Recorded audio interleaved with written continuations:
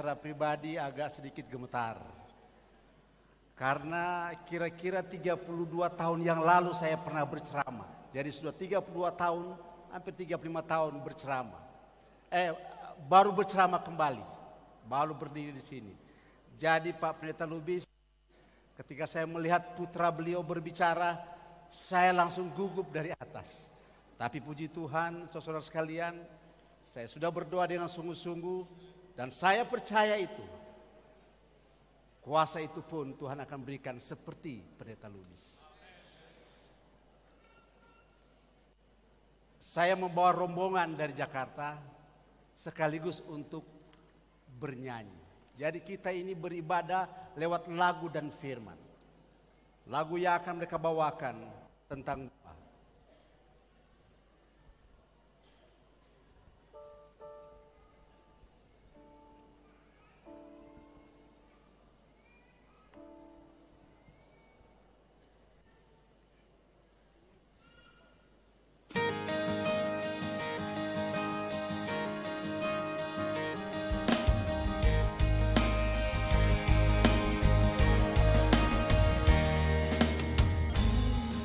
Aku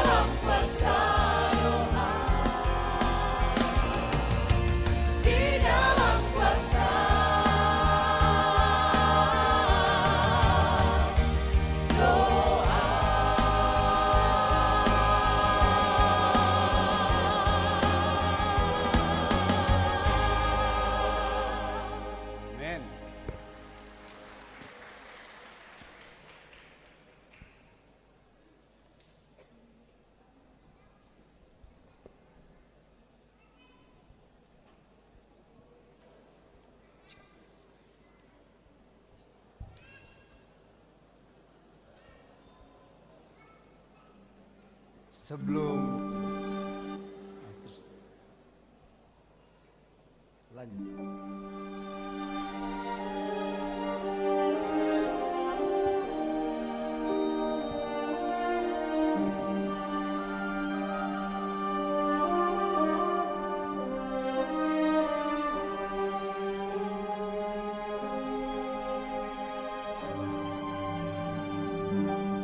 When I gaze into the night skies and see the walls of your finger,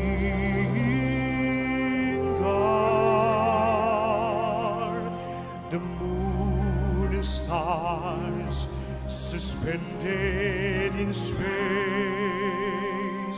Oh, what is man that you are mindful of him? You have given man and glory and honor, and have made him a little lower, empty and young. You have put him in charge of all creations, the beasts of the field, the bird of the air, the fish of the sea. But what is man that you are mindful of him?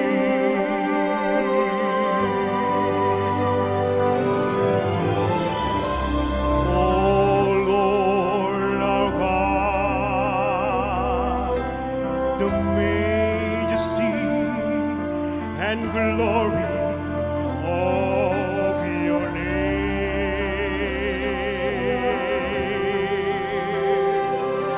transcends the earth and fills the heavens.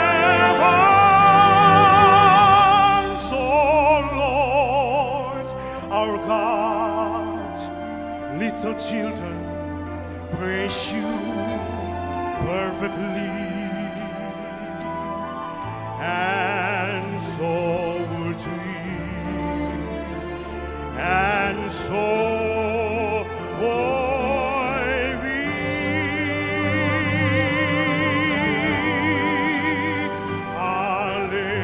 Hallelujah,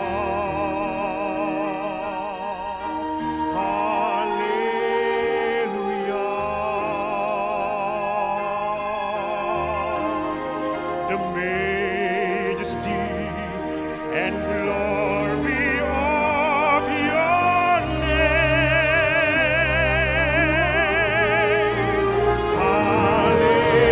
Hallelujah,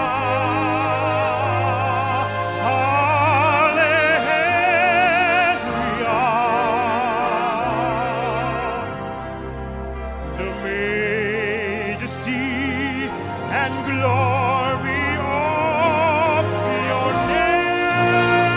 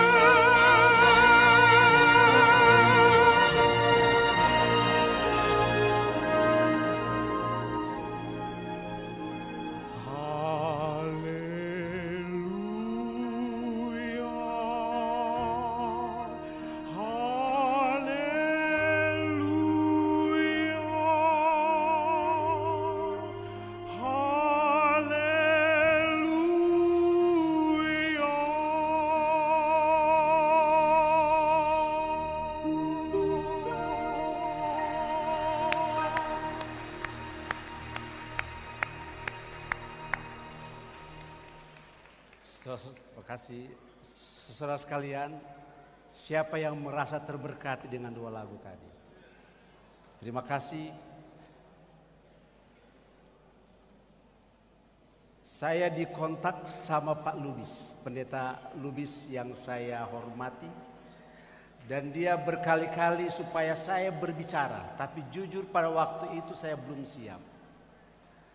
Tapi pada saat satu pagi kira-kira waktu Jakarta 4.15 sampai 4.20. Ketika saya sedang berdoa. Pak Pendeta Lubis, pada saat saya sedang berdoa, pada saat saya buka mata, karena saya biasa ada HP di tangan saya terus, saya buka mata, WhatsApp dari beliau. Mungkin sudah yang kelima kali beliau tanya, boleh nggak bawa ceramah di sini? Karena saya baru habis berdoa, saya buka, saya pikir ini harus saya jawab. Dan jawaban saya, dengan pertolongan Tuhan saya siap, walaupun hati saya bergetar. Tapi masalah judul, saya belum tahu mau pakai judul apa. Saya belum tahu mau pakai tema apa. Saya bilang, Pak, apa yang saya harus bicara? Beliau mungkin besoknya baru beliau kasih judul, pengharapan di tengah krisis. Dan lebih khususnya beliau kasih obat mujarab menghadapi krisis. Saya coba berpikir apa obat mujarab menghadapi krisis. Tapi sebelumnya kita coba pilah dulu apa sih yang disebut krisis. Siapa yang pernah dapat krisis di sini? Saya pikir semua hampir punya krisis. Saudara sekalian, kalau krisis atau krisis masa gawat, situasi genting. Sambung lagi, keadaan yang berbahaya dalam menderita sakit. Keadaan yang suram secara ekonomi. Saudara sekalian, ini krisis kesehatan. Saya mau ada satu kesaksian, Pak. Tapi obatnya nanti belakangan. Tahun 91, Pak Pendeta Lubis, sahabat saya tahun 91, Mardi Ratu. Mardi Ratu ini dia, pada tahun 91 ini dia saya dengar sakit berat. Sakit apa Pak Mardi? Sakit berat dan sudah berbahaya. Dia getah bening. Dari badan yang fosa, yang gagah sekali, sampai tinggal begini.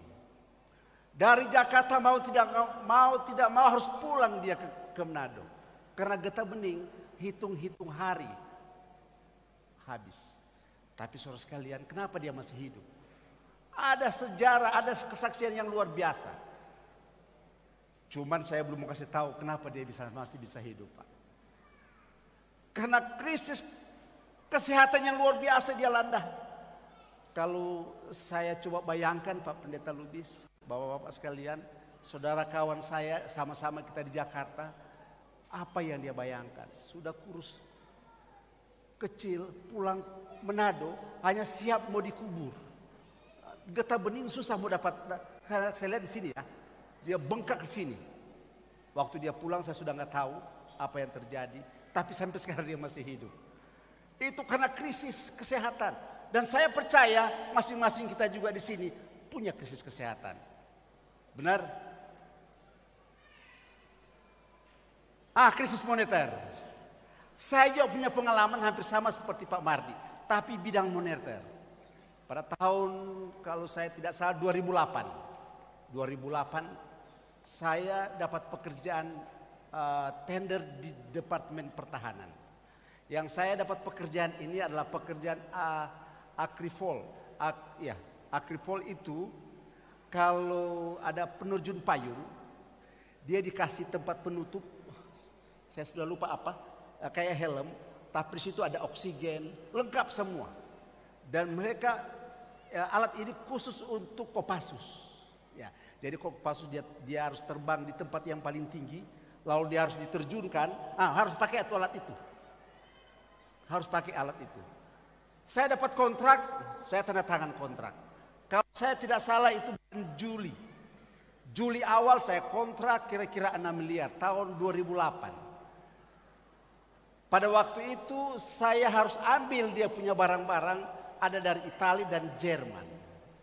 Tapi kita pakai pakai US dollar. Ini tahun 2008. Pada waktu saya cek kurs pada waktu itu 9.300, 9.400. Tanda tangan, tapi saya kasih spread, saya bikin 9.600. Jadi ada 3.000 dia punya batas aman. Ya sudah berjalan nih kontrak. Kita mulai kasih DP itu di luar negeri dengan US dollar, Pak. Berjalan terus di Jakarta kita bikin. Lalu mulai pada bulan Agustus September. Dari 9.300 dia naik sampai 9.800. Saya sudah mulai gemetar ini. Bahaya kalau dia terus mulai tembus 10.000, Pak Victor. Ini mulai dadakan saya punya hati. Dia naik 11.000, 12.000, tembus 13.000 pada saat Desember. Nah, batas saya harus kasih masuk itu barang, nggak boleh lewat dari tanggal 24 Desember. Nah, awal Desember sudah masuk di 13, 14, dia bermain di sini kurs dolar. Berapa persen saya punya kerugian? Hampir 40%. 30% dia berubah. Dari 9.000, saya bulatkan 9.500, dia going ke hampir 14.000. Berapa persen itu? Ini krisis yang pertama kali saya dapat dalam bidang usaha. Ini uang pinjam, Pak. Saudara, ini duit pinjam. Pada saat itu Departemen Pertahanan tanya, kapan itu barang sampai? Karena kalau tanggal 24 enggak kirim, dia kasih denda. Masuk Januari double to denda. Pas Februari blacklist. Habis. Saya coba ulur minta waktu sampai akhir bulan Desember. Sampai bulan Desember sudah turun nih. Sudah turun nih kurs dolar, tapi kita harus bayar. Berubah. Ini krisis yang paling berbahaya. Yang saya sendiri stres. Ini uang pinjam, uang di bank. Setelah kalkulasi pikir-pikir mau going minus. Tapi tidak apa-apa. Ada solusinya, saudara-saudara. Sama seperti sahabat saya, saudara Mardi. Apa solusinya? Bukan karena minum obat yang benar-benar obat. Kalau krisis ini bukan berarti saya harus cari jalan keluar yang lain. Tapi ini perlu ketabahan.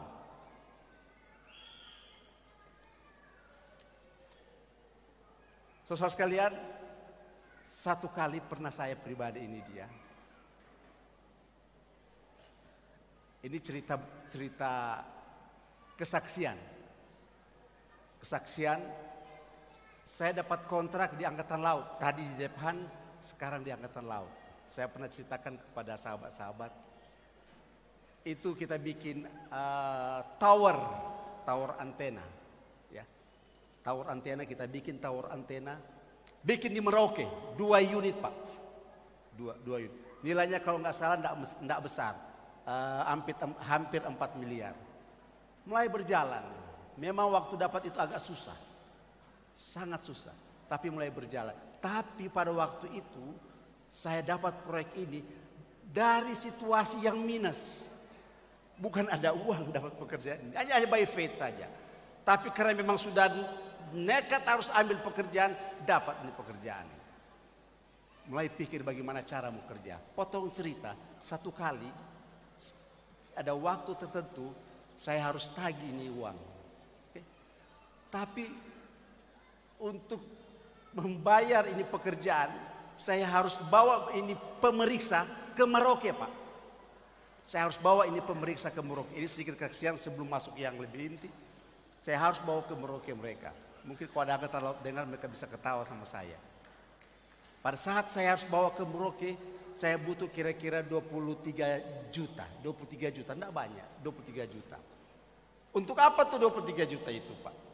Ini saya harus kirim mereka ke sana. Mereka periksa saya punya pekerjaan sudah betul. Kalau sudah betul, mereka tanda tangan, maka keluar itu uang sisa semua sampai kira-kira 60%. Kalau daerah tidak tanda tangan, tidak bisa pergi. Ada masalah krisis saya yang luar biasa. Ini krisis yang betul-betul krisis. Saya berpikir waktu itu sampai pegang saya punya kepala, rasa kram sampai di kaki. Karena mau cari jalan keluar, tidak bisa cari jalan keluar. Saudara sekalian, saya mau cari 23 juta waktu itu susah sekali. Karena semua serba spekulasi waktu itu. Tapi karena yakin percaya sama Tuhan, tidak bisa. Saya harus tetap maju. Satu kali saya berdoa. Karena waktu itu hari Rabu mereka sudah harus berangkat. Kalau nggak berangkat, berarti tertunda pembayaran. Apa yang terjadi saudara sekalian? Saya sedikit bikin kesaksian. Saya mulai berdoa dari hari Selasa. Berdoa terus. Pas Selasa malam menjelang hari Rabu, saya sudah berdoa dari paginya dapat jawab begini. Mau cari siapa yang boleh tolong ini? Siapa yang boleh tolong? Saya sudah sering ceritakan ya ke Pak Pendeta. Pada waktu pagi saya bilang Tuhan, saya mau berdoa, dan di dalam doa itu saya minta hikmat. Di dalam doa ini salah satu merebut mujizat. Di dalam doa itu saya minta hikmat kepada Tuhan. Pada saat saya amin, karena saya sudah minta hikmat, saya harus berpikir bagaimana jalan keluar ini dia. Sudah pikir cari tahu teman, ada yang bisa bantu. Tapi sudah jam 5:04 Pak, saya langsung mandi. Habis mandi, jam 6:04 saya keluar. Saya pergi ke Mabesal. Ini mau cari pertolongan tapi lagi bingung mau kemana. Tapi saudara sekalian, saudara dengar dan lihat betul-betul ini rencana Tuhan yang indah. Pada saat saya keluar dari rumah, saya tidak tahu mau kemana. Setiap setengah jam saya pergi, langsung ke Mabesal saja. Sampai di Mabesal itu ada 4, 5, 6 gedung, 7 dengan gedung utama. Sampai di gedung utama sebagian besar semua kawan. Di setiap gedung itu ada kawan. Saya mau kemana? Tiba-tiba terlintas Pak di kepala saya, pergi ke gedung paling belakang. Ada 7 lantai di situ. Sampai di gedung paling belakang, saudara dengar betul-betul ini rahasia Tuhan. Sampai di belakang saya mau kemana? Kalau saya sampai di gedung itu ada lift. Di lift itu dia, kalau saya naik itu gedung ada 8 lantai. Dari 8 lantai saya mau lari kemana? Tuhan yang atur saya punya cara berpikir. Ke lantai 6 saja. Saya tekan lantai 6. Sampai di lantai 6, saudara sekalian, kepala saya baru mau keluar dari lift, ada seorang satu bintang. Kawan saya juga. Dia pas sudah mau habis kepalanya, dia lihat saya. Oh Pak Jody, ke ruangan saya ya. Oh pergi, ini masih blank Pak. Ini masih blank. Mau cari 23 juta susah sekali. Saya sudah ambil kesimpulan, kalau nyanda ya terpaksa dulunya berangkat. Karena jam 10 hari itu sudah harus kasih itu tiket. Nah saudara sekalian, ada satu hal yang saya rasa ini tuntunan Tuhan. Apa yang terjadi? Setelah saya pergi ke Laksamana, ini punya ruangan, tunggu dia 5 menit dia datang dan dia bilang, Pak Jo di sini masuk ke ruangan saya. Sampai ruangan saya, dia tepuk saya punya belakang ini. Dia duduk, dia lihat sama saya. Saya belum berkata apa-apa. Pak John, kelihatannya kamu ada perlu uang ya. Saya nggak tanya, dia bilang, kelihatan kamu perlu uang ya. Sebelum saya jawab bilang iya, karena sudah nggak bisa bicara, ini kan pejabat Pak. Mana ada pejabat sudah kasih kerjaan lalu dia mau kasih duit. Asalnya kan saya yang kasih duit. Saudara sekalian, dia bilang begini, mau enggak saya kasih 25 juta? Saya perlu 23 juta. Saudara sekalian, itu bagian dari krisis. Ada solusi. Saya akan terangkan ke belakang itu solusi. Cornelia Agatha akan memberikan sentuhan rohani kepada kita lewat lagu.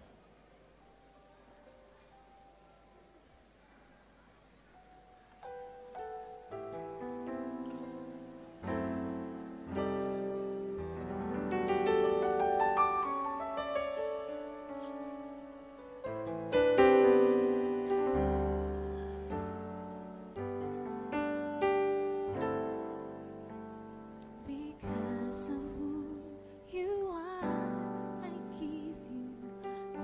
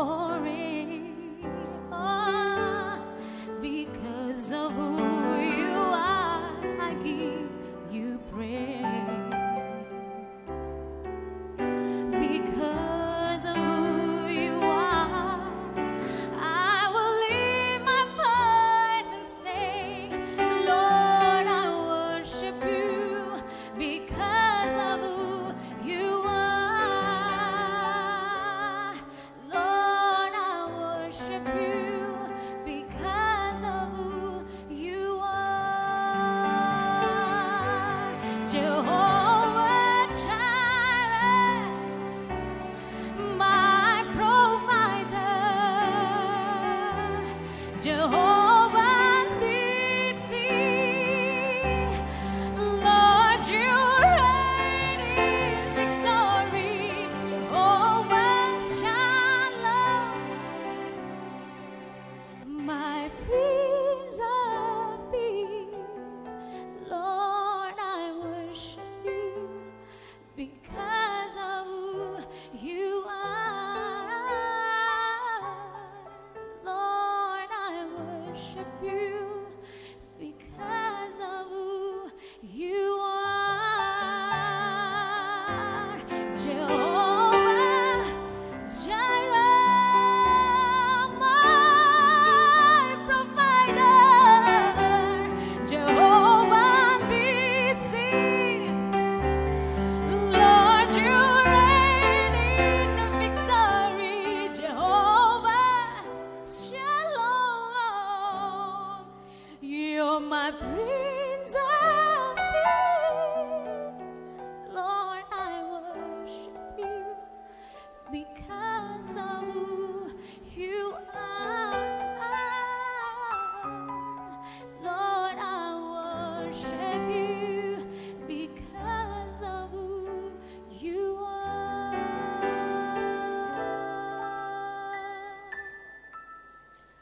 I worship you because you're holy. I worship you because you're mighty. I worship you because you're holy, holy. I worship you because you're mighty, mighty. I worship you because you're holy, holy. I worship you because of who you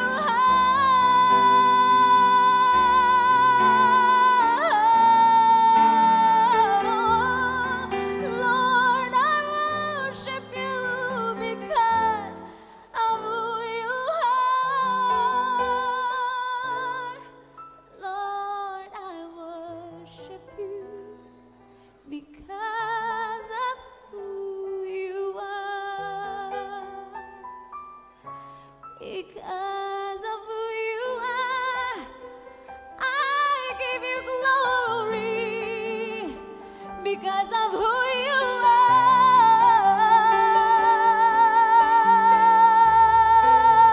are, Jehovah Jireh, my provider. Jehovah Nissi, Lord, you reign in victory. Jehovah Shalom, my Prince of Peace. Lord, I worship you because of who you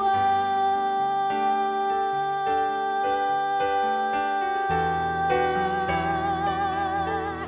Jehovah Jireh, you're my provider. Oh, Jesus, Jehovah Nissi, yeah. Lord, you reign in victory. Jehovah Shalom, he's my Prince of Peace. Lord, I worship you. Lord, I worship you. Lord, I worship you because of who you are. Lord, I worship you because of who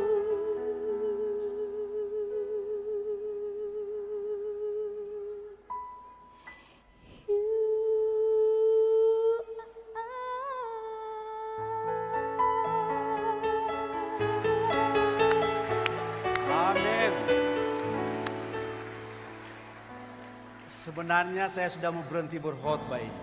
Mau dengar musik saja atau dengar orang menyanyi. Tapi karena sudah dikasih judul, mesti lanjut. Surfing.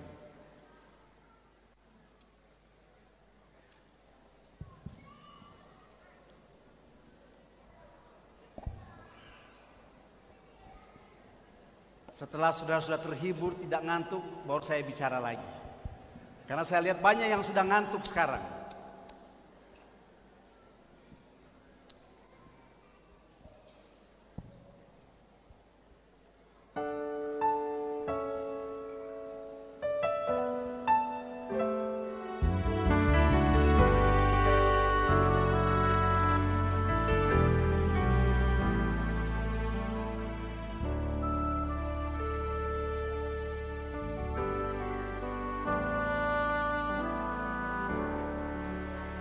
Yang selalu mengasihiku dengan kasih yang kekal, pengorbananmu membuatku merasa berharga di matamu.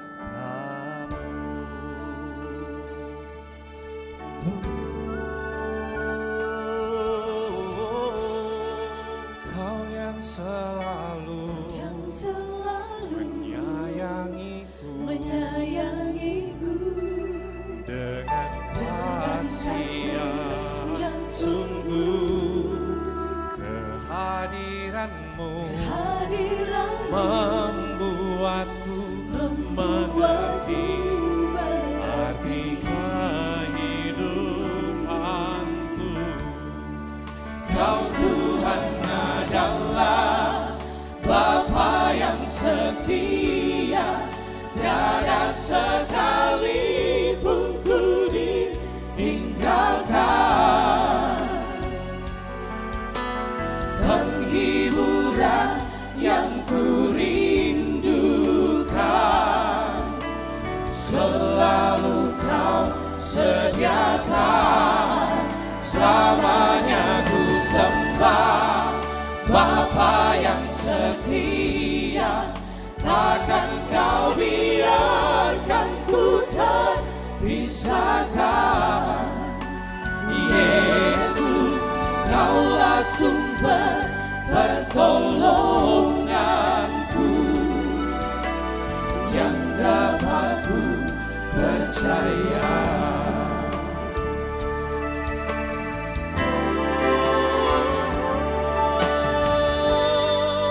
Kau yang selalu mengasihiku dengan kasih yang sungguh. Pengorbananmu membuatku mengerti arti kehidupan. Kau Tuhan adalah Bapa yang setia, tiada sekalipun ku ditinggalkan. Penghiburan yang ku rindukan selalu kau sediakan. Selamanya ku sembah Bapa yang setia, takkan kau biarkan ku terpisahkan. Yesus, kaulah sumber pertolonganku, yang dapat ku percaya. Penghiburan yang ku rindukan selalu kau sediakan.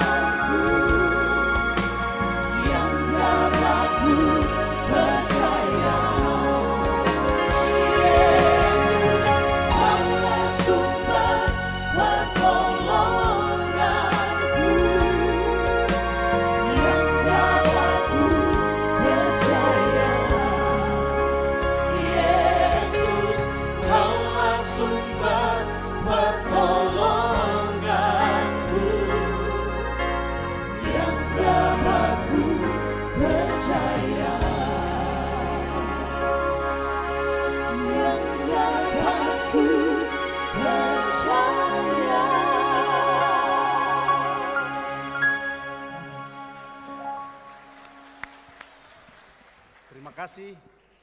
Saya mungkin sangat sepaham dengan saudara. Kita sudah terhibur dengan 2 lagu. Dan ada yang ngantuk-ngantuk mungkin sudah hilang ngantuknya.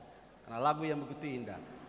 Ada 2 pertanyaan di layar. Adakah rahasia Tuhan untuk menyelamatkan umatnya dari krisis? Termasuk krisis yang global. Bagaimana kita dapat terhindar dan terlindung dari krisis? Saudara-saudara sekalian, setiap orang yang melanda kesusahan pasti mau cari jalan keluar.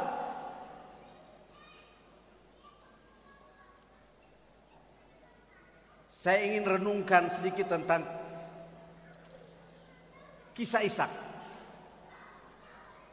Ada apa dengan cerita Ishak?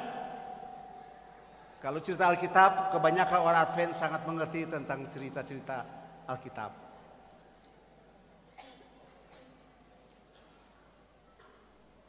Kejadian 26 ayat 1 sampai 3. Maka timbullah kelaparan di negeri itu.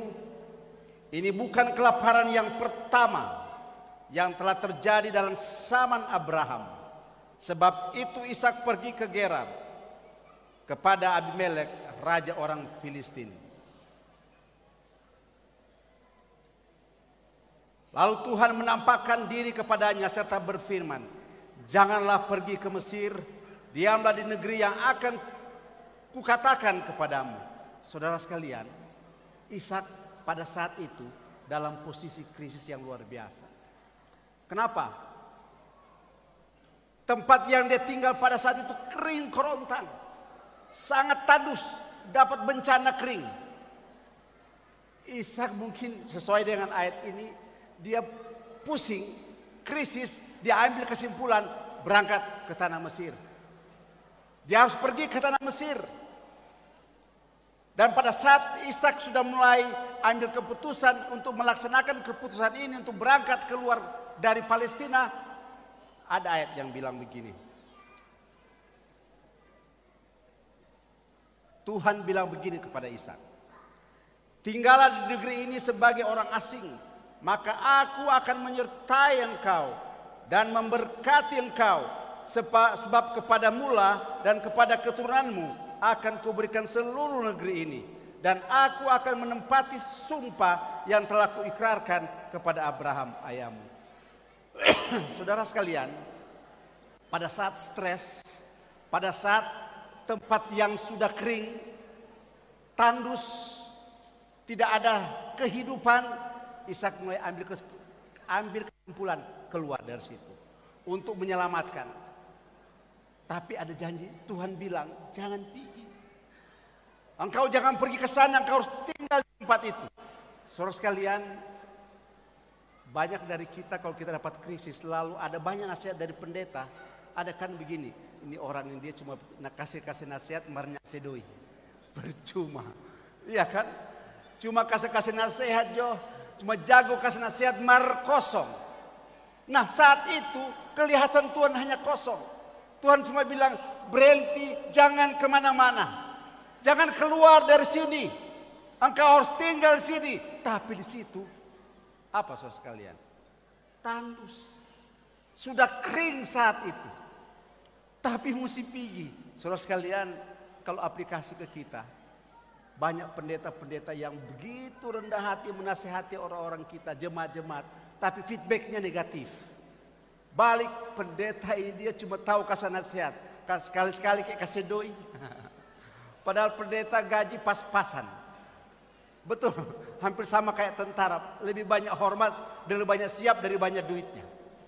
Siap, tapi duitnya kurang.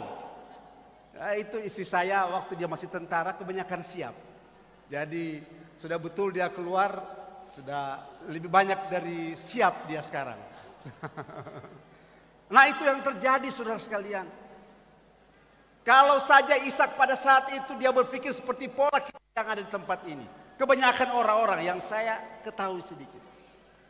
Kalau ada orang kasih nasihat, memberikan dorongan yang lain, mereka mau langsung saja pada poinnya. Tapi apa yang terjadi kepada Ishak?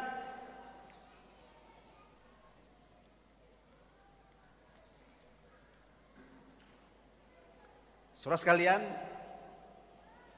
Tuhan bilang jangan pergi. Engkau harus tinggal dan Tuhan kasih memberikan janji.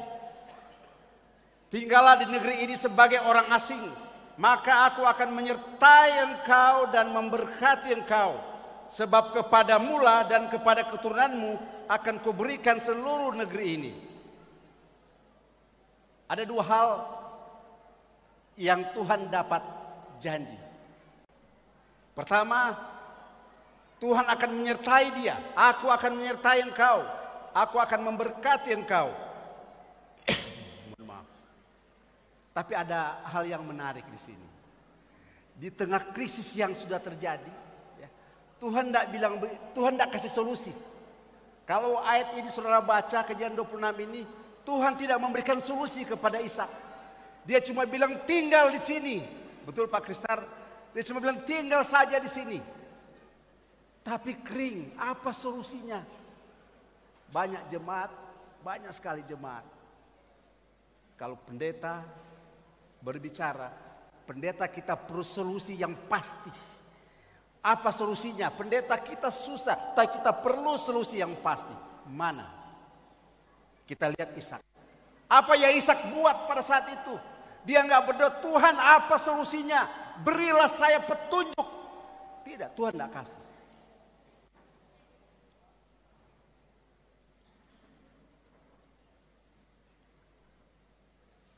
Ayat 12. Maka menaburlah Ishak di tanah itu dan dalam tahun itu juga ia mendapat hasil 100 kali lipat. Sebab ia diberkati Tuhan. Saudara, Tuhan tidak bilang Ishak nganaba tanam di situ. Tuhan tidak mengatakan Ishak engkau menabur benih di tempat itu. Karena cara berpikir saya dan kita mengatakan tempat itu kering. Tempat itu tidak bisa tanam milu. Tidak bisa tanam apa-apa karena sudah kering. Tapi pada saat itu Ishak karena Tuhan sudah minta dia untuk tunggu di situ, berdiam di situ, dia mengambil inisiatif. Dia berkreasi pada saat itu. Daripada berdiam-berdiam dia coba action. Dia percaya kalau Tuhan sudah suruh tunggu pada saat itu ada maksud Tuhan. Saudara, dia hitung 3, dia mulai kalau tanam milu enggak bapacol kan. Dia pakai kayu taruh tanam. Dia tanam di tengah kekeringan, dia tanam terus. Dia cari jalan keluar. Saya harus menanam.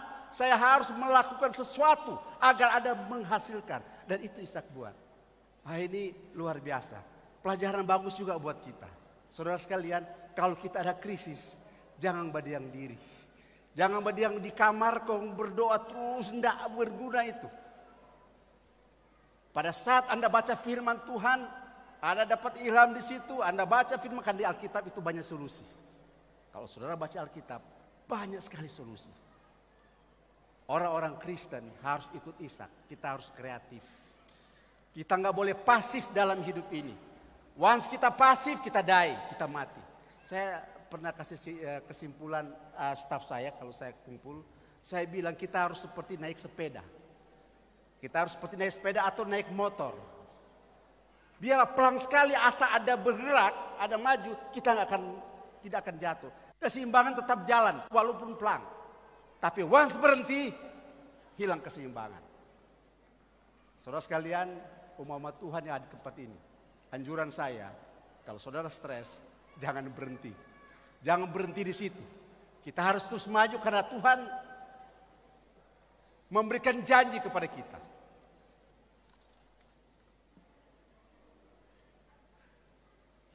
Ayat yang ke-13 saya ingin bacakan. Dan orang itu menjadi kaya, bahkan kian lama kian kaya, sehingga ia menjadi sangat kaya. Kenapa dia jadi kaya? Bukan karena dia diam-diam. Dia proaktif. Kenapa dia berhasil? Karena dia berkreasi. Orang-orang Kristen harus ingat ini. Orang-orang yang percaya kepada Tuhan Yesus harus ingat betul-betul ini. Kita orang-orang Kristen diajar bukan untuk pasif, tapi harus aktif. Benar Pak Pendeta Lubis? Kalau kita pasif mati. Kita harus aktif termasuk di dalam gereja. Kalau gereja kita ada kekurangan-kekurangan, kita mesti aktif. Saya bangga sekali dengan saya punya mama yang saya cintai. Dari saya masih kecil. Tiap pagi dia pergi beli kembang hari Jumat untuk taruh di gereja sampai sekarang ini. Saya sudah mau hampir 50 tahun. 50 tahun lebih satu tahun. Sampai sekarang saudara, dia aktif terus bawa kembang di gereja. Walaupun, tapi tidak pernah jelek dia bawa, ibu saya bawa. Selalu bagus. Ya mami ya, dia bawa terus. Tidak pernah orang suruh. Tidak pernah orang bilang, Tante Wel, bawa akang kok bunga di situ. Dia aktif terus, pendeta ada di sini. Dan hampir semua pendeta yang di Tikala pasti mengetahui itu. Ibu saya proaktif, dia aktif. Dia berbuat sesuatu yang baik. Tidak mau lihat A, B, C, D, F, G. Orang bilang B, yang penting dia bawa kembang di situ. Asal jangan buang tuh bunga. Satu kali ada cerita menarik. Tiba-tiba ibu saya menangis. Aduh, John. Kenapa mami? Ini jemaat Tikala harus ingat benar-benar ini. Saya sendiri jadi sedih. Kenapa mam? Kenapa dorang komite di komite di jemaat pendeta sini boleh datang pemami ke rumah? Aduh, dan cilaka. Saya kurang tahu kenapa penyebab itu. Tapi ingat, saya cuma mau katakan kepada jemaat, itu berbahaya. Melarang orang berbuat baik. Itu bahaya. Karena kebiasaan ibu saya berbuat baik, dilarang, itu berbahaya. Intermezzo saja Pak. Jadi ibu saya menangis, dia berbuat baik, dilarang. Itu tidak bisa. Tapi ibu saya sampai sekarang terus berbuat baik. Karena orang yang selalu berbuat baik, kebaikan itu akan balik kepada dia sendiri. Anda percaya itu?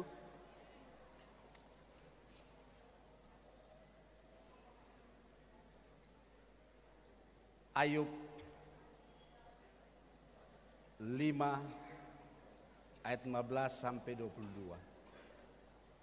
Dari 6 macam kesesakan engkau diluputkannya, dan dalam 7 macam engkau tidak kena malapetaka. Pada masa kelaparan engkau dibebaskannya dari maut, dan pada masa perang dari kuasa pedang. Dari cemetil lidah engkau terlindung, dan engkau tidak usah takut bila kemusnahan datang. Kemusnahan dan kelaparan akan kau tertawakan, dan binatang liar tidak akan kau takuti. Itu janji Tuhan. Di ayat 21 ini ada yang saya garis Pak. Coba saudara lihat. Dan dari cemetil lidah engkau terlindung. Artinya dari orang-orang, kita akan terlindung dari orang pangsosere. Kita akan terlindung dari orang-orang yang sampai ke situ kalau kita setia dan nurut kepada Tuhan. Seperti Ishak. Dia ikut aja apa yang Tuhan bilang, jangan pergi, dia tidak pergi. Tapi habis itu dia berkreasi, dia berbuat sesuatu.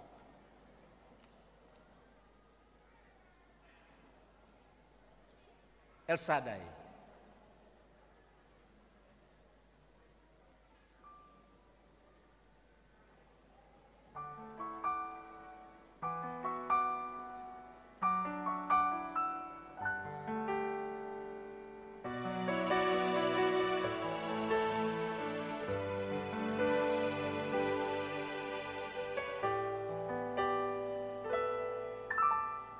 Tak usah ku takut, Allah menjagaku. Tak usah ku bimbang, Yesus peliharaku. Tak usah ku susah, Roh Kudus hiburku. Tak usah ku cemas, Dia memberkatiku.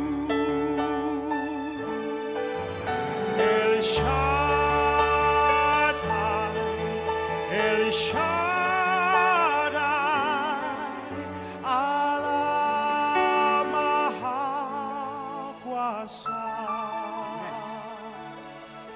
Dia besar, Dia besar, El Shaddai mulia,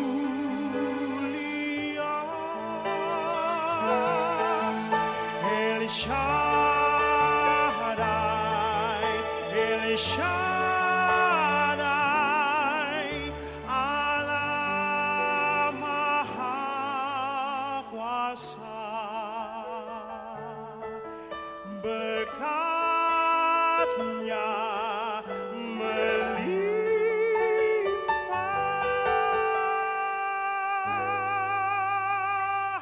El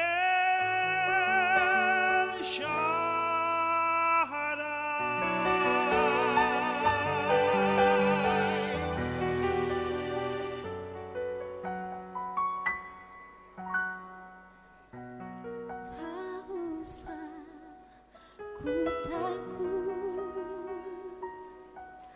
Allah menjagaku. Dan tak usah ku bimbang, Yesus peliharaku.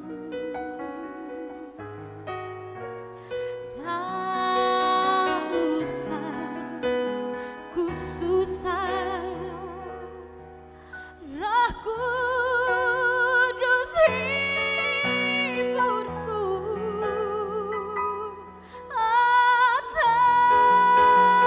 usah ku cemas, Dia memberkatiku. El Shaddai,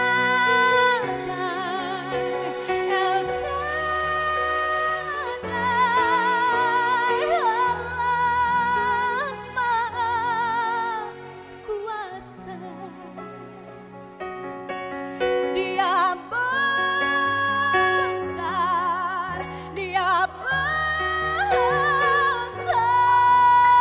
El Shaddai mulia,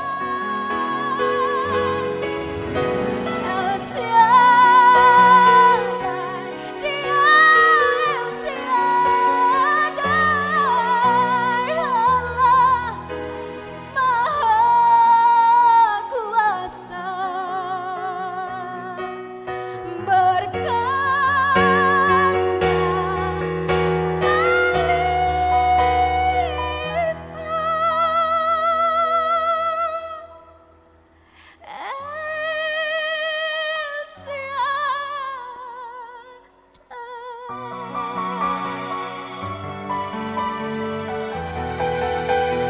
El Shaddai,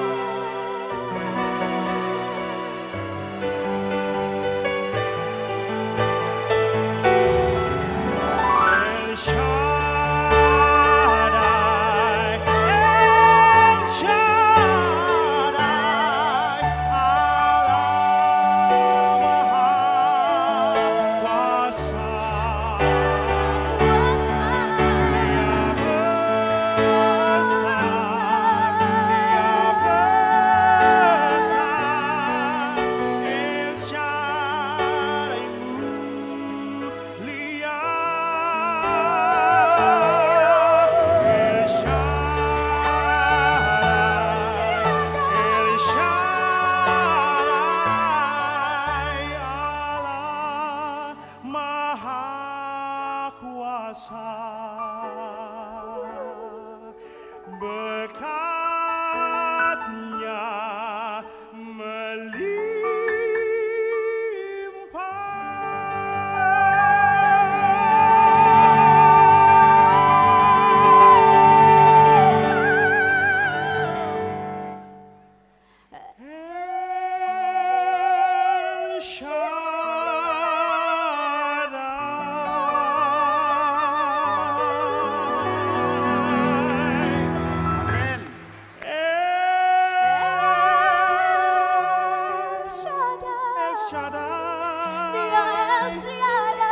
Siapa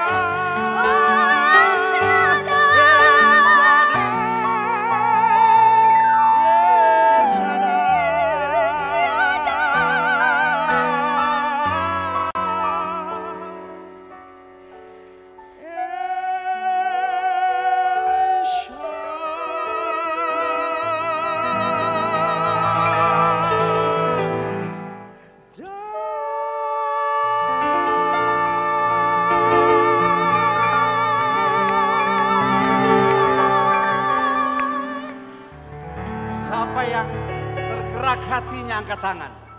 Amin. Doa orang benar.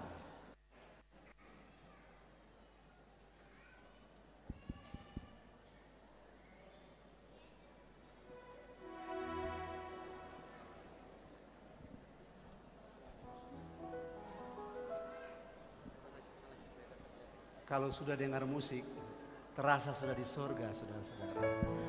Lagi lebih baik saya suguhkan musik lebih bagus, baru saya ambil bicara sedikit, nggak panjang-panjang.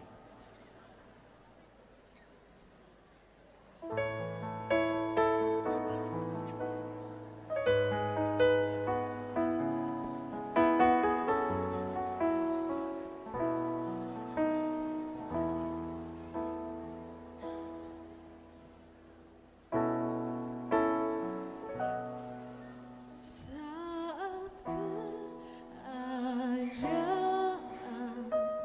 sekeliling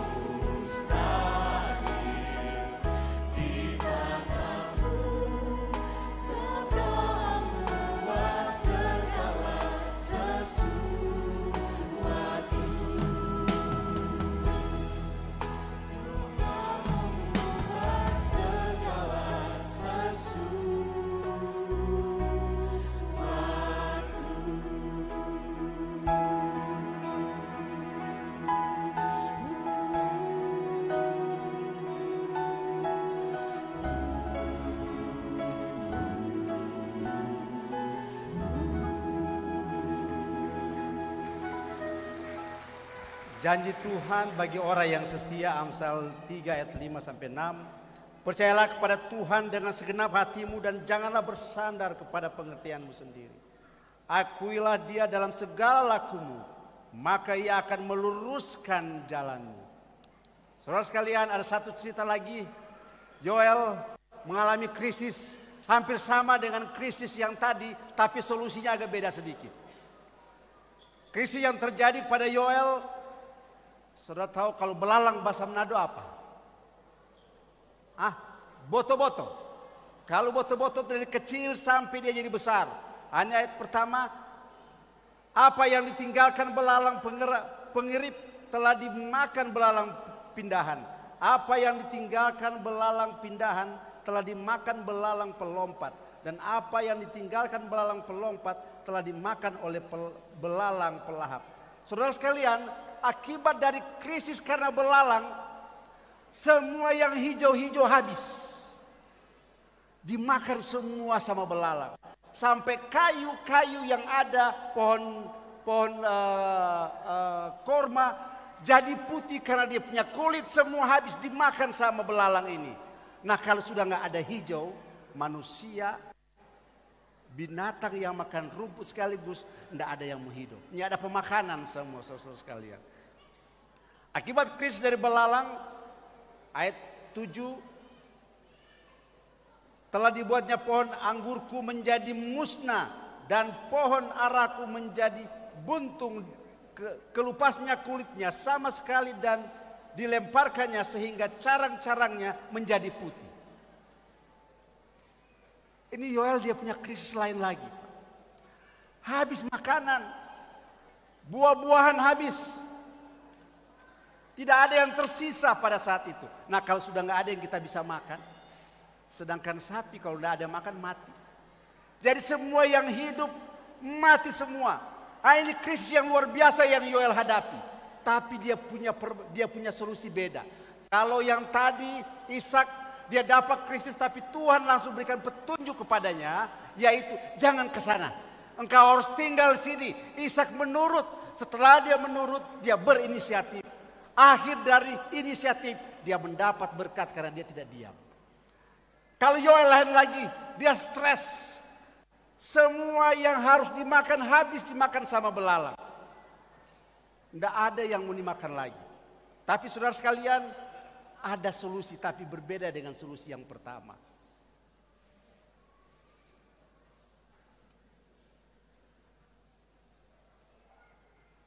Rumah Bapa.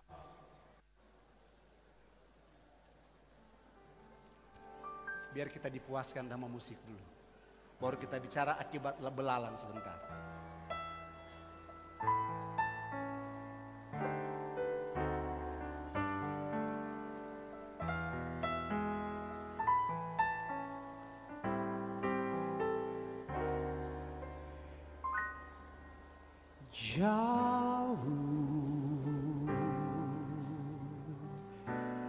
Jauh di sana rumah Bapakku,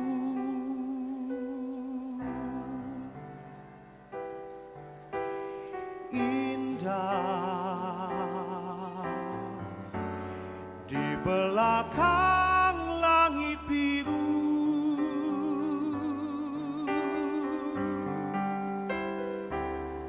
Rindu hati ke sana, rindu hati jumpa dengan Tuhanku.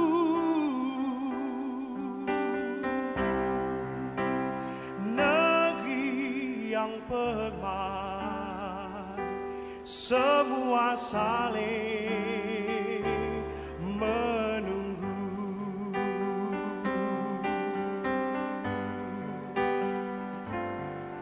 Tiada yang ku ingin lagi, apapun di bumi ini.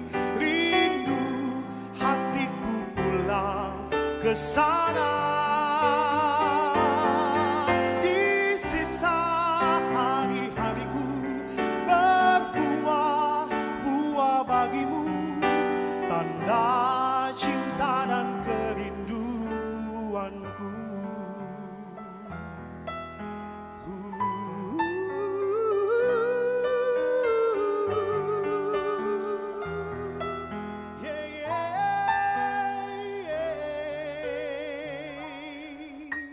Jauh,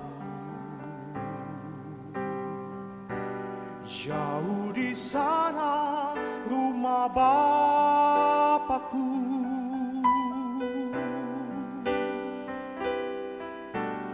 Indah di belakang langit biru.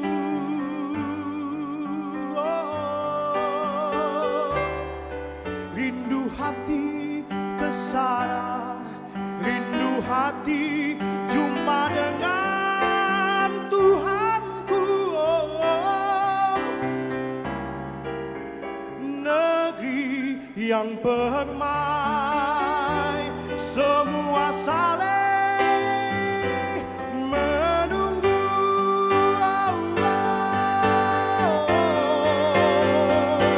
Tiada yang ku ingin lagi, apapun di bumi ini.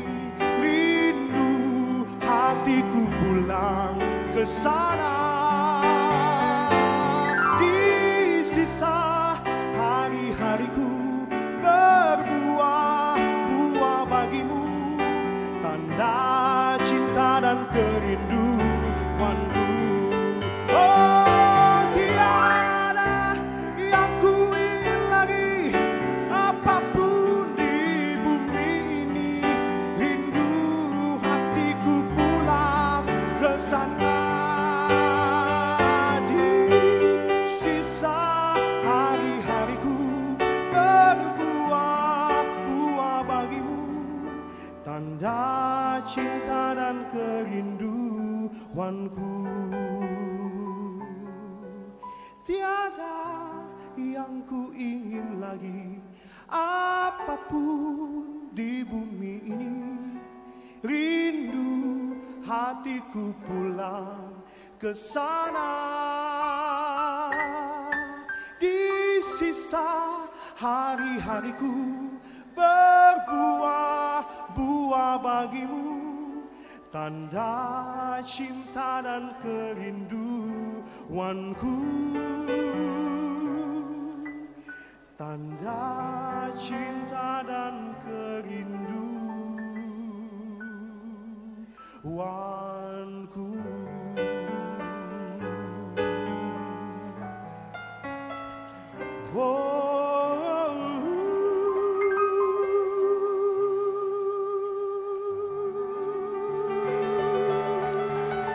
Amin.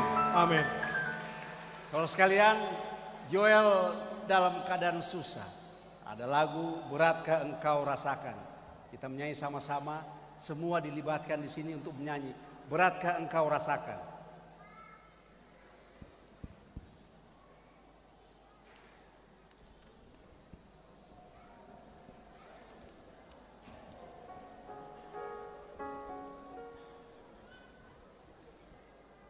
Beratkah engkau rasakan?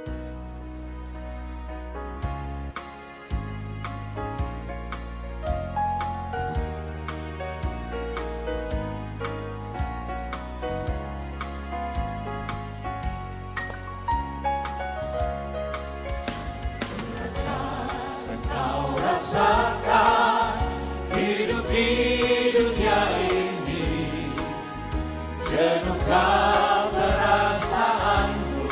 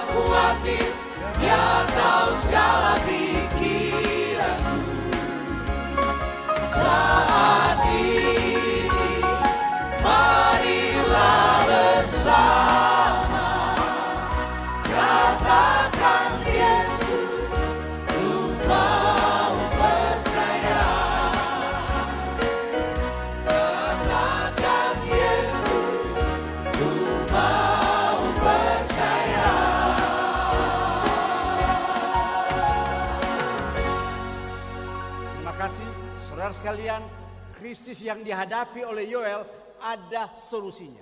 Saudara lihat Yoel 1 ayat 14, adakan puasa yang kudus, maklumkanlah perkumpulan raya, kumpulkanlah para tua-tua dan seluruh penduduk negeri ke rumah Tuhan Allahmu, dan berteriaklah kepada Tuhan.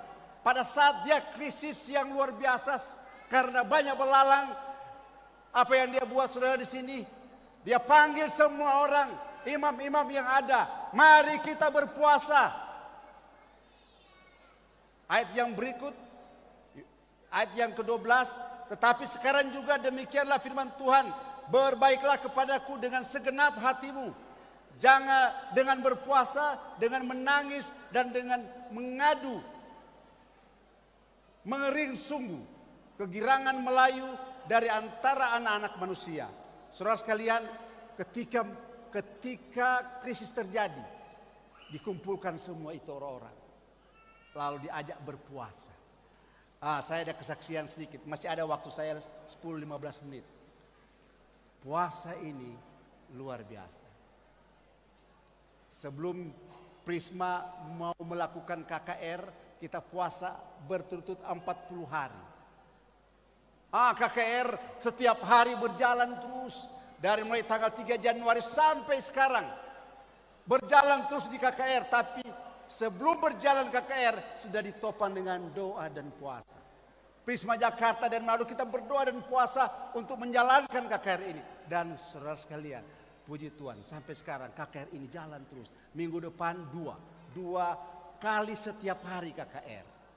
2 minggu lalu 3 kali setiap hari ber-KKR. Apa manfaat KKR?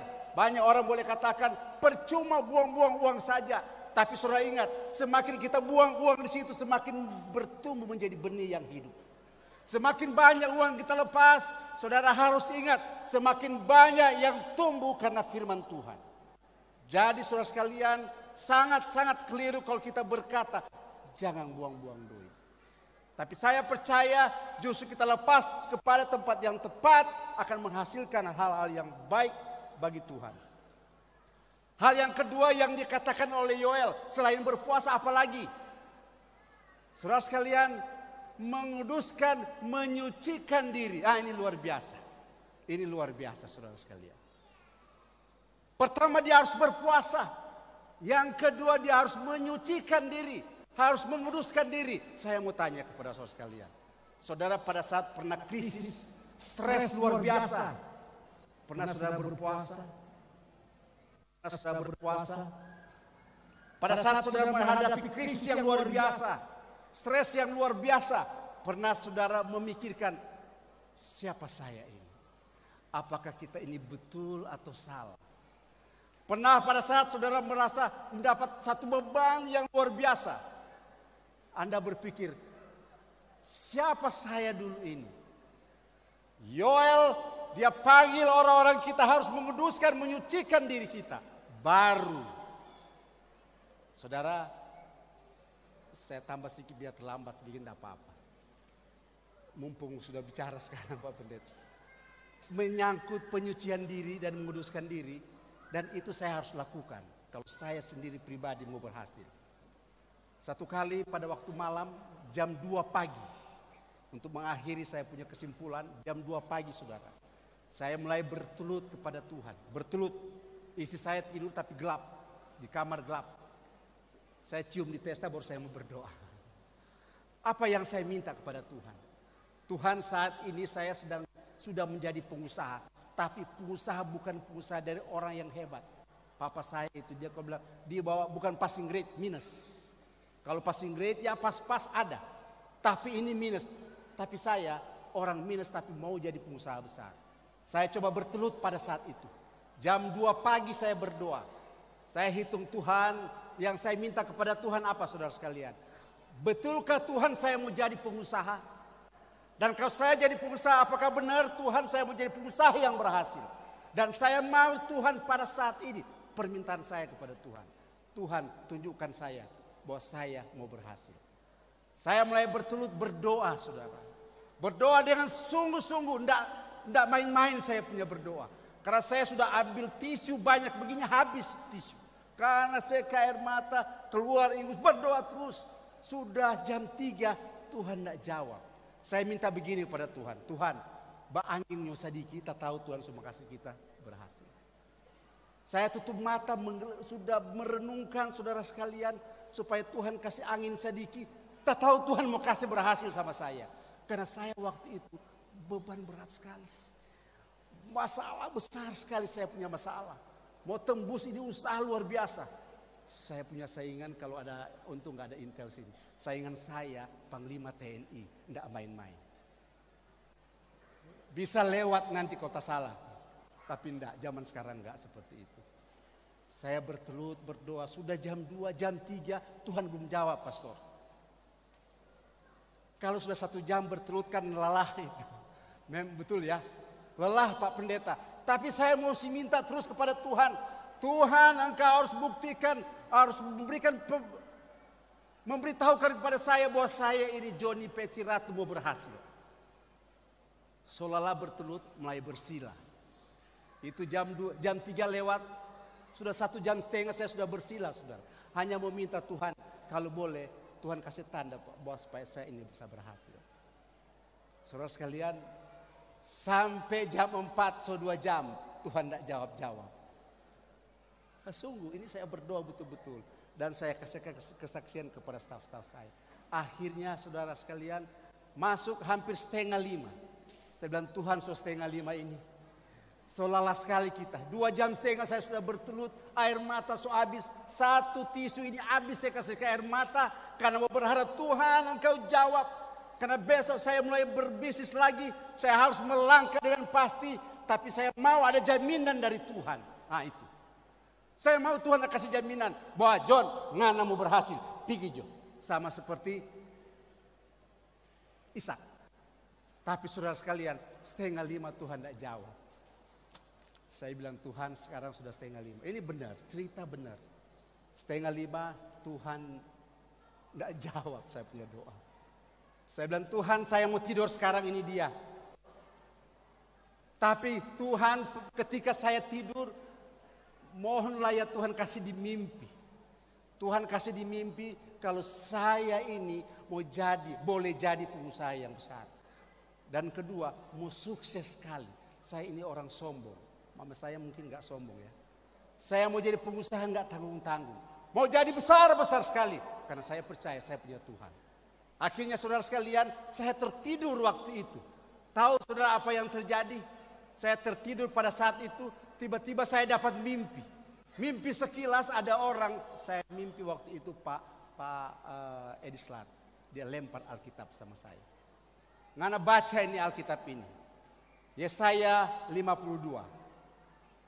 Kalau boleh ditampilkan Yesaya 52.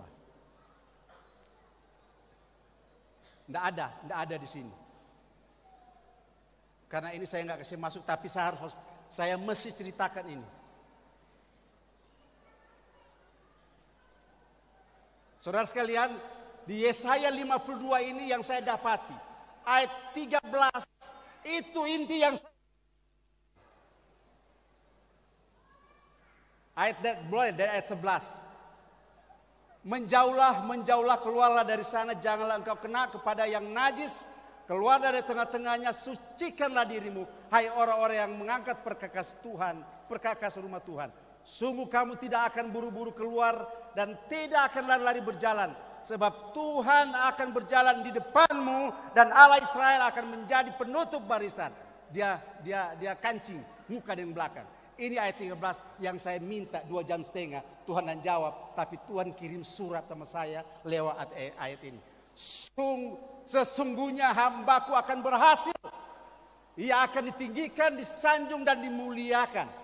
Saudara, setelah saya baca ayat ini, saya loncat tinggi-tinggi. Saya berteriak, tapi berteriak dalam hati. Puji Tuhan, saya berteriak. Saya takut kalau saya teriak benar, Israel kaget. Tapi saya berteriak, sesungguhnya hambaku akan berhasil. Ia akan ditinggikan, disanjung dan dimuliakan. Tapi ada tapi.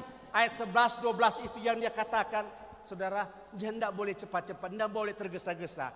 Dan kalau saya mau berhasil, pertama, sucikanlah dirimu dan jangan kena kepada yang najis. Seketika kalau saya tidak suci, habis. Tidak capek saya punya cita-cita. Jadi ini Tuhan kirim jawaban pasti. Saya telepon pendeta Nahuai, bos, bagaimana cara mensucikan diri? Gampang John. Pertama, ngana mesti banyak berdoa. Yang kedua, ngana mesti baca Alkitab. Yang ketiga, engkau harus berpuasa. Saudaraku, pada saat dia bilang begitu, saya langsung target 3 bulan 1 kali baca ayat Alkitab. 1 kali baca semua. Kalau saya punya Alkitab besar, ada 1000 lebih halaman. Halaman. Jadi saya baca itu dia terus menerus. Lalu kedua, saudara sekalian, karena saya mau jadi orang kaya, memang sombong. Saya mau jadi kaya, saya mulai coba berpuasa 3 hari 3 malam. Pertama kali saya coba berpuasa 3 hari 3 malam, gagal. Cuma 4 hari. Hari yang kedua, saya minum. Istri saya bilang, tahan saja. Tidak bisa tahan, saya bilang, tidak kuat kita. Itu hari kedua pagi saya bilang, tidak kuat, saya mau mati. Tapi minum vitamin sedikit.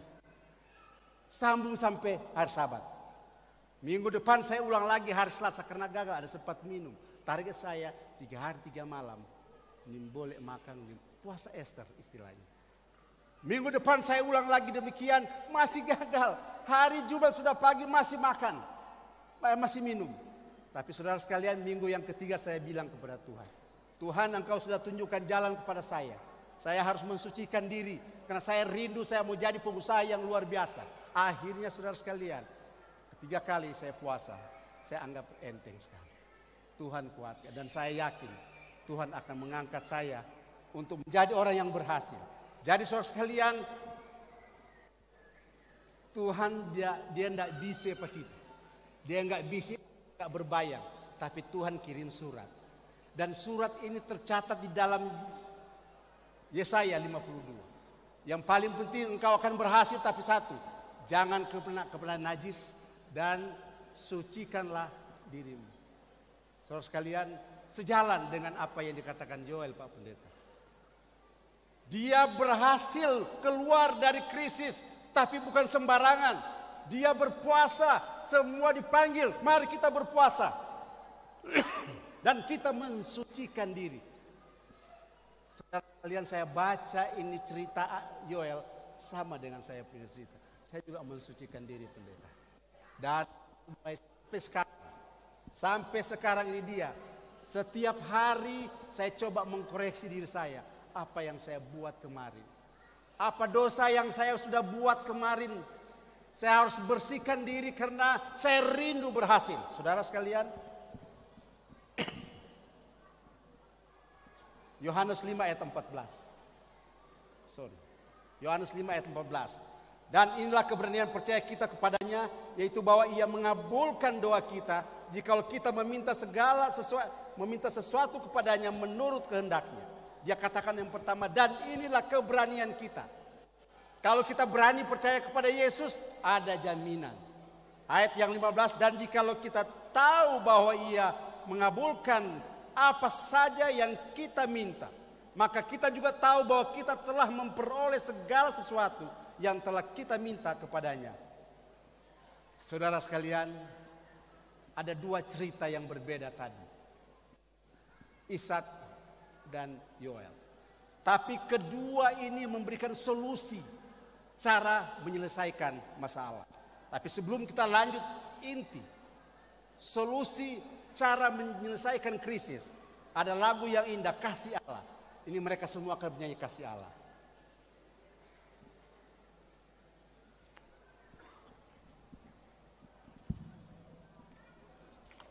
Kurang 2 lembar semua kelar. Kurang 2 slide, tidak lama. Dengan menyanyi dulu hilang mengantuk.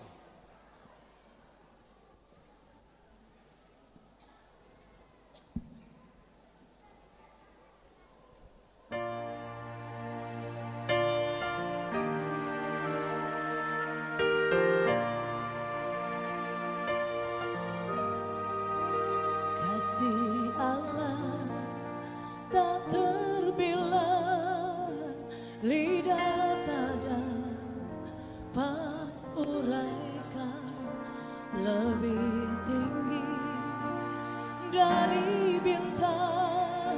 lebih dalam dari lautan. Yang berdosa diselamatkan oleh korban Yesus. Yang telah sesat didamaikan, bersihlah dosanya.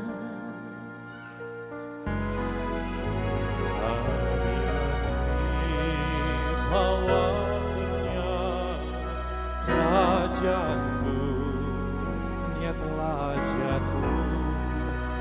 Apabila orang durhaka berseru pada gunung batu, Kasih Allah tetap tahan, tak akan berubah. Rahmat besar yang selamatkan, jadi nyanyian surga. Oh, kasih Allah yang limpah, tak dapat diduga. Kasih yang kekal selamanya, jadi nyanyian surga.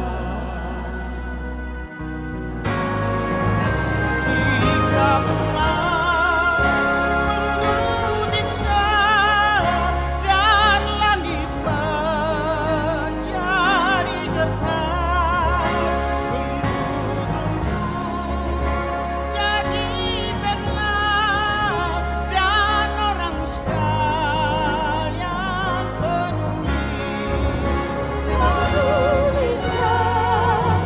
kasih Tuhan akan kering lautan. Langit tak dapat buatkan senyap kasih Tuhan. Kasih Allah yang limpah, tak dapat diduga. Kasih yang kekal selamanya, jadi nyanyian surga. Oh, kasih Allah yang limpah, tak dapat diduga. Kasih yang kekal selamanya, jadi nyanyian surga. Jadi nyanyian surga.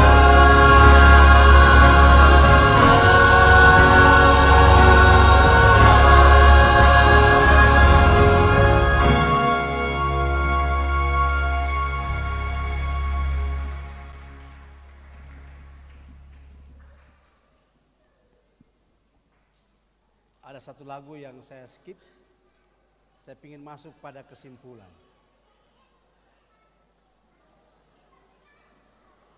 Kesimpulan obat mujarab menghadapi krisis, Pak Pendeta. Kalau kita melihat Ishak, dia menurut dan dia lakukan sesuatu. Kalau kita melihat Yoel, dia berdoa dan berpuasa. Dia berdoa dengan sungguh-sungguh. Sejarah dalam Alkitab, doa dan puasa selalu mujarab. Dan yang berikut, dia menguduskan dan mensucikan diri. Saudara sekalian, kebanyakan kita mau minta sukses, tapi diri kita ini tidak pernah mau disucikan. Kebanyakan kita mau berhasil, tapi kita tidak pernah mau action. Kita mau sukses dalam segala hal, tapi kita nggak mau menurut. Saudara sekalian, penurutan seperti Kain dan Habil. Dua-dua menurut, dua-dua mau melakukan persembahan kepada Tuhan. Tapi siapa yang diterima oleh Tuhan? Yaitu mereka yang menurut kehendak Tuhan dan melakukannya. Yang satu dia bikin mandat dengan sungguh-sungguh. Tapi akhirnya jadi gagal. Tapi saudara melihat sukses menurut cerita Alkitab. Kita harus menurut kehendak Tuhan saudara. Apapun masalah pasti kalau Anda langkah pertama Anda bisa buat. Kita menurut kepada Tuhan. Langkah berikut kita harus ada inisiatif. Kita harus mampu berbuat sesuatu. Tuhan akan menunjukkan jalan. Selanjutnya saudara, kita perlu koreksi diri. Kita perlu mau berdoa kepada Tuhan. Kita perlu berpuasa dengan sungguh-sungguh. Dan yang terakhir, saudara, kita harus mensucikan diri, menguduskan diri seperti Yoel tadi. Sejalan dengan ayat yang Tuhan kirim kepada saya. Sejalan dengan cerita yang Tuhan berikan. Saudara, untuk berkhotbah di sini. Saya agak gemetar, tapi ini kesaksian sebelum menutup. Saya ajak pendeta Arce, pendeta muda. Pendeta saya mau berdoa, saya mau berkhotbah di KKR ini. Tapi karena saya tahu pendeta ada, saya ajak staf-staf saya kita berpuasa. Saya coba bisik ke beliau. Pendeta puasa aja setiap hari, lalu ada sahur kalau di Muslim. Oh enggak Pak, saya mau ikut Pak Joni. Kalau Bapak 3 hari 3 malam, saya mau. Ini baru bilang. Saya bilang mari kita bermohon kepada Tuhan doa dan puasa. Mulai hari Minggu. Hari Minggu malam saya mulai dari jam 9. Pendeta Arce dia lebih panjang karena dia mulai dari jam 6 Pak. Dia mulai hari Minggu. Dia mulai dari jam 6. Kita mulai berdoa. Setiap jam saya berdoa, setiap jam Tuhan saya mau berkhotbah di sini. Engkau kuasai hati dan pikiran saya. Tuhan saya mau berkhotbah di tempat ini. Engkau kuasai semua yang datang di tempat ini. Sucikan mereka, berikan pengertian. Dan yang kedua Tuhan, saya masih mau berbisnis. Biarlah Tuhan Engkau bukakan jalan. Jadi termasuk Pak Karundeng. Jadi mereka puasa dari jam 6 pagi mungkin atau jam 6 sore. Nanti makan ulang. Tapi saya dengan pendeta Arce, kita puasa Ester. Kita baru tutup tadi malam. Dari hari Minggu sampai malam Kamis. Malam kedua pendeta Arce bilang saya sudah migran. Kenapa? Sudah kering, mata saya sudah merah dia bilang. Hampir tidak kuat saya bilang pendeta Arce. Percaya pada Tuhan. Dia berdoa dan menyanyi. Lewat 2 hari. Jadi 2 hari 2 malam dia lewat. Paling bermasalah hari Kamis. Tadi pagi. Kemarin. Hari Rabu. Ini mau tutup ini dia dari hari Minggu. Hari Rabu pagi. Pendeta Arce bilang begini. Pak masih kuat. Oke. Orang ketemu karena mau datang ke sini. Saya lihat dia memang semangat. Memang itu jiwa pendeta yang hebat. Dia semangat. Karena dia bilang begini. Kalau dia bisa. Saya mesti bisa. Dan akhirnya saudara sekalian kita berpuasa 3 hari 3 malam. Tidak rasa apa-apa. Pendeta Arce bilang mau sampai 7 hari masih bisa saya. Luar biasa. Saudara sekalian kenapa kita buat itu? Kenapa kita buat itu? Kita rindu. Tuhan selalu dekat dengan kita. Kita rindu Tuhan selalu ada dengan kita. Selidiki aku. Ini ayat lagu kedua terakhir, habis itu kita tutup dengan doa.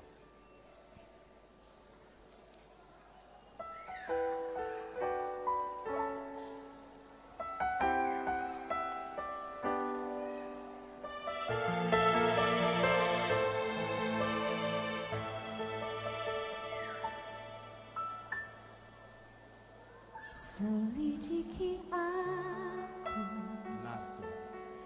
lihat hatiku. Apakah ku sungguh mengasihimu? Saudara kita boleh undang. Yesus, Tuhan melihat hati kita yang paling dalam.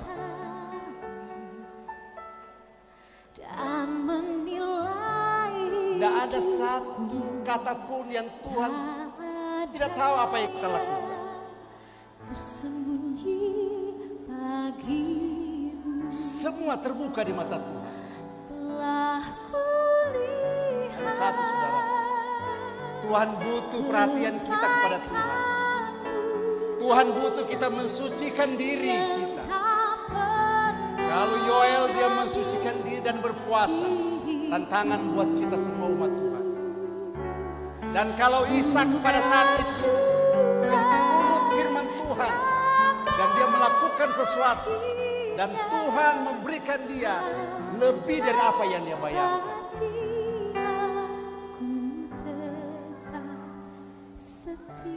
Amin.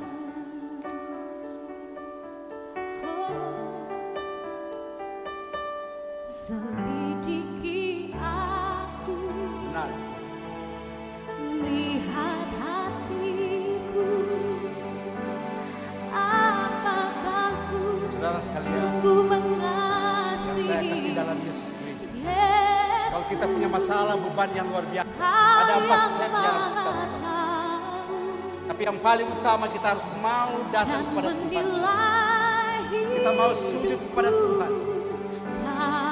Tuhan akan menerima kita. Dan kita harus mau membersihkan diri kita dari dosa.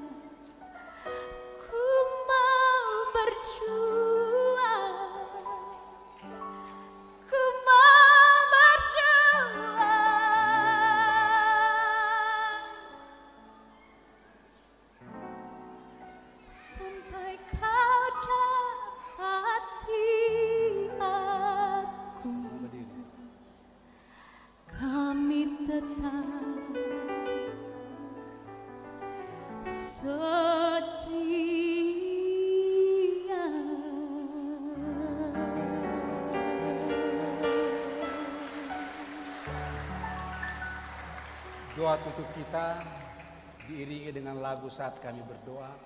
Kami mengundang saudara berdiri semua. Sambil kita menyanyi lagu saat kami berdoa.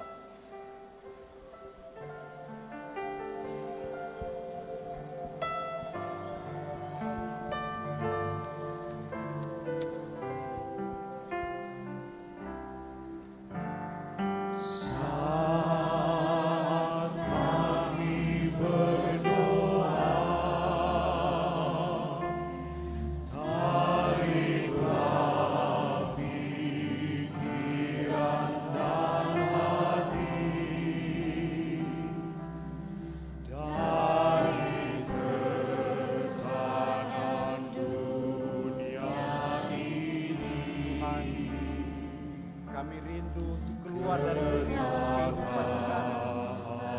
Itulah sebabnya ya Tuhan, kami rindu Engkau dekat dengan kami.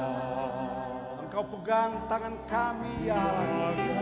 Engkau tuntun kami ke jalan yang merata, yang membawa keberhasilan kepada kami. Itulah sebabnya ya Tuhan, dengan firman yang Kau sudah berikan pada saat ini, kami terbuka mata Tuhan. Kami harus menurut firman Tuhan. Kami harus melakukan sesuatu. Kami harus mampu menyucikan diri kami. Kami rindu menyerahkan diri kami kepada-Mu. Dan kami rindu keluar dari semua krisis. Saudaraku yang kekasih, kita keluar dari krisis. Kita harus betul-betul totalitas menyerahkan hidup kita kepada Tuhan. Mari kita berdoa. Allah Bapa di sorga, Allah yang kekal, Allah Bapa yang maha pengasih dan penyayang. Lewat perantaraan anakmu Yesus Kristus, Tuhan sebagai juru selamat kami, dan dengan rohmu yang kudus, hamba mengucap syukur kepadamu ya Tuhan. Engkau sudah memberikan resep yang terbaik bagi kami untuk keluar dari semua krisis yang kami hadapi. Apakah krisis keuangan, krisis dalam kami dalam keadaan sakit, Tuhan, hamba percaya resep ini Engkau sudah berikan. Kami mau lakukan Tuhan dengan cara pertama kami menurut tentang kehendak. Terima kasih Tuhan, Engkau mampukan kami untuk tetap setia padamu. Jadikan kami berhasil dan keluar dari krisis ini. Terpujilah namamu ya Allah. Dalam nama Yesus kami sudah berdoa dan mengucap syukur. Amin. Silakan. Terima kasih.